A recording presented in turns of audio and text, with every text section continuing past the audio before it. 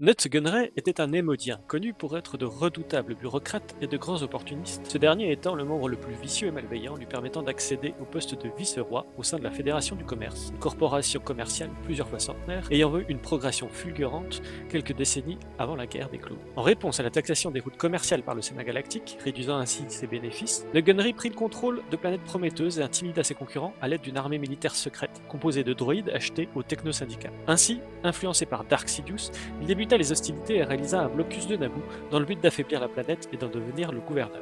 Cette tentative ratée visant à se débarrasser des 2 ambassadeurs Jedi envoyés par le Sénat accéléra ses plans d'invasion de la planète pour faire signer à sa reine Padmé Amidala un traité autorisant sa prise de pouvoir devant les autorités de la République. La fuite de la régente, aidée par les 2 membres de l'ordre, poussa le vice-roi à mettre la pression sur le peuple de Naboo et son gouverneur, Sio Bibble. Le fier peuple tint bon jusqu'au dénouement du conflit, faisant intervenir une alliance du peuple de Naboo avec les Gungans, affrontant l'armée droïde du conglomérat commercial. Durant cette bataille, Nut Gunray fut fait prisonnier par la reine elle-même et envoyé devant la Cour suprême galactique. Usant de corruption et d'influence, Nut Gunray ne fut jamais réellement inquiété et conserva sa place de vice-roi dans son organisation, ce malgré les assauts tenaces et les plaintes de l'ancienne reine devenue la sénatrice Amidala. C'est à cette occasion qu'il rencontra un ancien Jedi du nom de Dooku, qui instilla ses idées séparatistes, arguant pouvoir développer un système où la Fédération du Commerce aurait les mains libres. Empli de rancœur envers la sénatrice, Nut Gunray accepta de rejoindre le mouvement séditionnaire, sitôt cet adversaire éliminé. Le comte engagea alors un chasseur de primes du nom de Jango Fett, qui malgré l'aide de Sam Wesell, ne put mener à bien cette mission. Convoqué sur Geonosis par le comte,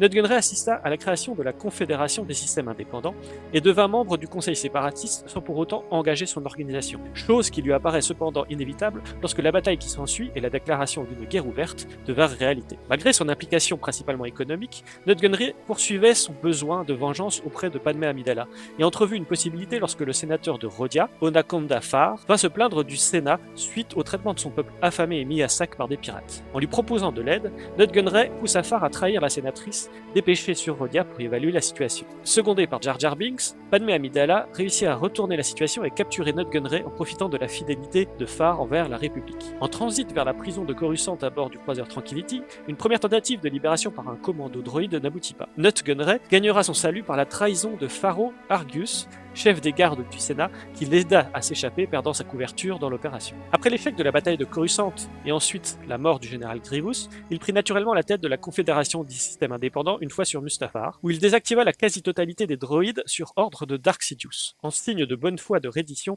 envers la République et espérant recevoir les récompenses promises par leur maître de toujours. Celui-ci leur envoya son nouvel apprenti, Dark Vador, qui s'avérait avoir toute autre mission, terminer la guerre sans témoin.